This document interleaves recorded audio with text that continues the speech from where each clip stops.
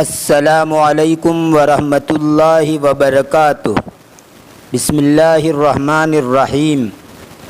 سامعین و ناظرین، آج سے ہم اردو گرامر کی شروعات کر رہے ہیں اور انشاءاللہ اسٹیپ بائی اسٹیپ مکمل گرامر آپ کے سامنے پیش کیا جائے گا، زیرو سے لے کر آخر تک انشاءاللہ آپ کے سامنے اردو گرامر کو پیش کیا جائے گا۔ تو آج کا ہمارا یہ سب سے پہلا سبق ہے۔ اردو گرامر شروع کرنے سے پہلے کچھ اصطلاحات آپ کے سامنے پیش کی جاتی ہیں تاکہ الفاظ کو کس طرح جوڑا جاتا ہے اور جملوں کو کس طرح جوڑا جاتا ہے وہ آپ کی سمجھ میں آ جائے۔ تو سب سے پہلے بنیادی طور پر آپ جو اصطلاحات آپ کے سامنے پیش کی جاتی ہے ان کو یاد رکھیے اور انشاءاللہ آہستہ آہستہ ہم آگے بڑھتے رہیں گے اور آگے کی منزلیں طے کرتے رہیں گے۔ تو آئیے آج کے اس سبق کے اندر، سبق نمبر 1 کے اندر ہم کچھ اصطلاحات آپ کے سامنے پیش کر رہے ہیں۔ بسم اللہ الرحمن الرحیم۔ باب اول، اصطلاحات۔ حرکت، زبر، زیر اور پیش کو کہا جاتا ہے۔ حرکت، زبر، زیر اور پیش کو کہا جاتا ہے۔ متحرک، جس حرف پر حرکت ہو۔ متحرک، جس حرف پر حرکت ہو۔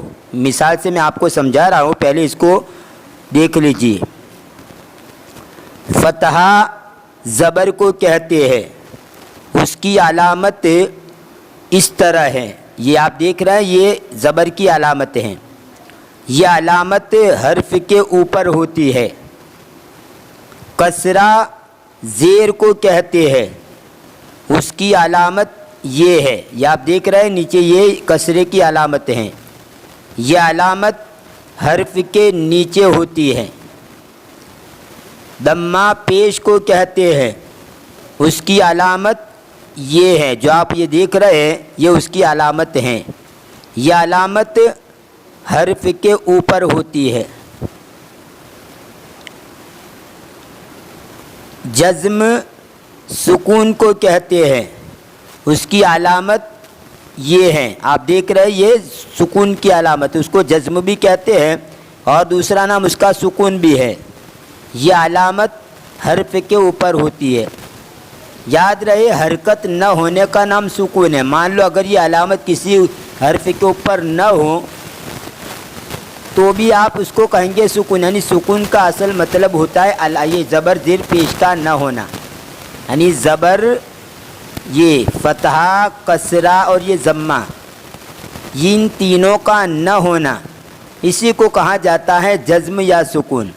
اب آئیے میں آپ کو ایک مثال دوں۔ مثلا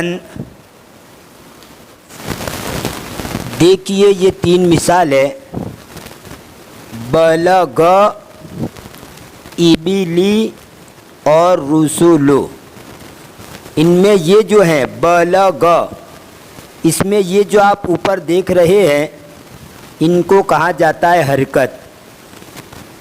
یہ بھی حرکتیں ہیں، یہ تینوں حرکتیں ہیں اور یہ 3 بھی حرکتیں ہیں اور یہ 3 بھی حرکتیں ہیں، لیکن یہ حرکتیں جو ہیں یہ اس حرکت کو کہا جاتا ہے فتحہ یا زبر، اور یہ جو حرکتیں ہیں ان کو کہا جاتا ہے کسرہ یا زیر، اور یہ جو حرکتیں ہیں ان کو کہا جاتا ہے ضمہ یا پیش۔ تو اوپر یہ تینوں میں یہ جو اوپر کا حصہ ہے، یہ علامتیں جو ہیں انہی کو کہا جاتا ہے حرکت۔ اب یہ کس کے اوپر ہیں؟ جس کے اوپر ہے اس کو متحرک کہیں گے۔ تو یہاں پر یہ با، لام اور یہ غین یہ متحرک ہیں، ایسی یہ حمزہ، یہ با اور یہ لام یہ متحرک ہے، اور را، سین اور یہ لام یہ متحرک ہیں. تو یہ سب حروف جو ہے وہ متحرک ہیں، لیکن پھر اس کے اندر الگ الگ پارٹ بن جاتے ہیں. فتحہ والا ہو یعنی حرکت جو ہے فتحہ کی ہو تو جس کے اوپر وہ حرکت ہو اس کو مفتوح کہا جائے گا. جیسے کہ یہ با، لام اور غین یہ متحرک تو ہے ہی، لیکن متحرک میں مفتوح کہیں گے.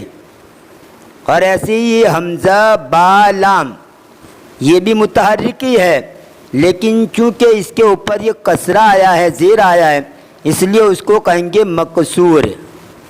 اور یہ تیسرے جو را، سین، لام جو ہے یہ بھی متحرک ہیں، لیکن یہ متحرک مضموم ہے. تو گویا یہ جتنے بھی حروف آپ کو یہاں پر دکھ رہے ہیں ان سب حروف کو آپ متحرک ہی کہیں گے. لیکن پھر متحرک کی 3 اقسام ہو جاتی ہے، 3 قسمیں اور ٹائپس ہو جاتی ہے. اگر فتحہ والا متحرک ہو جیسے یہاں پر آپ دیکھ رہے ہیں تو اس کو کہیں گے، ایسے متحرک کو کہیں گے مفتوح. اور اگر زیر والا متحرک ہے جیسے یہاں پر آپ دیکھ رہے ہیں تو اس کو آپ کہیں گے مکسور. اور اگر ضمہ یعنی پیش والا متحرک ہے تو اس کو متحرک تو کہیں گے لیکن مضموم کہیں گے. تو آج کے اس سبق کے اندر اتنا یاد رکھیے، حرکت کس کو کہا جاتا ہے، متحرک کس کو کہا جاتا ہے، فتحہ کس کو کہا جاتا ہے، کسرہ کس کو کہا جاتا ہے، ضمہ کس کو کہا جاتا ہے، مفتوح کس کو کہا جاتا ہے، مکسور کس کو کہا جاتا ہے، اور مضموم کس کو کہا جاتا ہے.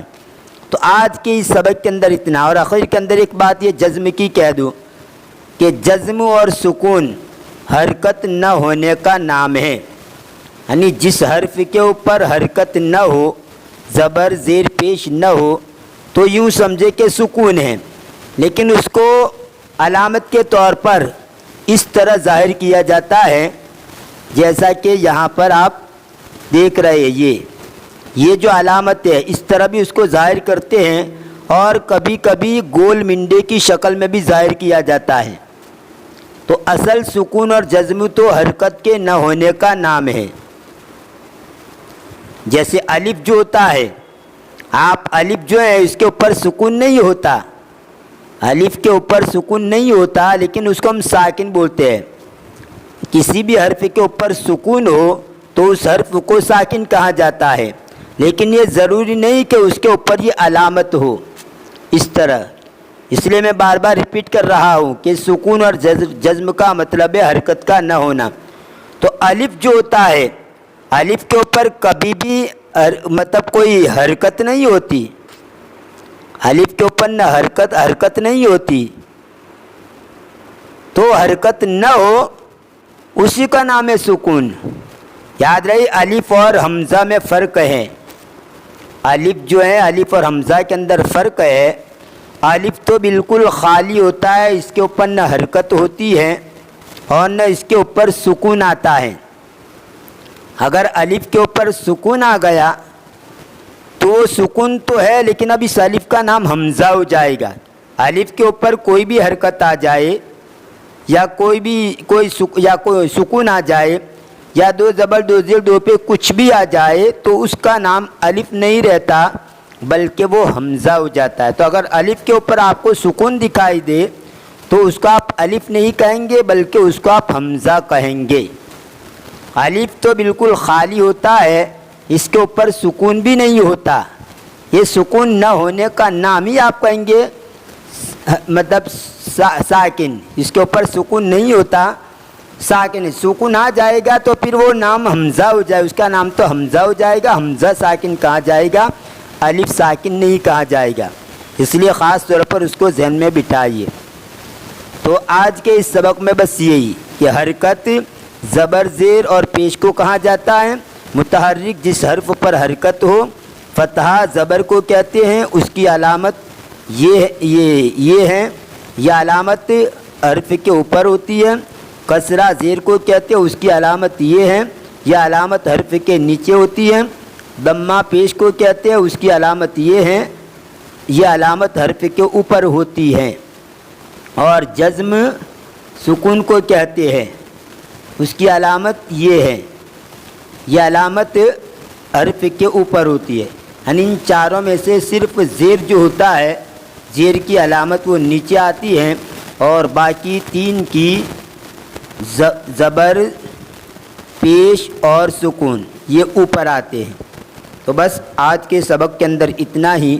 انشاءاللہ آنے والی ویڈیو کے اندر ہم انشاءاللہ آہستہ آہستہ آگے بڑھتے رہیں گے اور مکمل طور پر آپ کے سامنے گرامر پیش کرتے رہیں گے۔ ملتے ہیں اگلی ویڈیو میں، دعا میں یاد رکھیے۔ فی امان اللہ، الی اللقاء۔